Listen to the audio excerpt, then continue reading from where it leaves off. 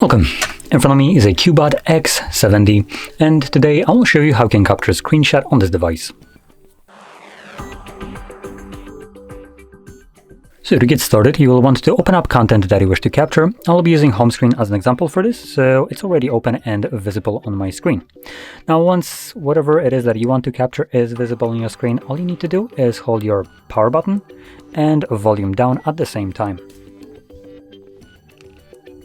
Oops, I'll try that again.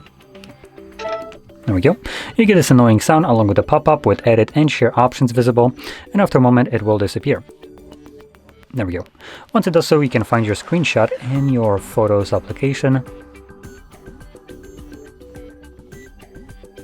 There we go. No Google, I don't want a subscription.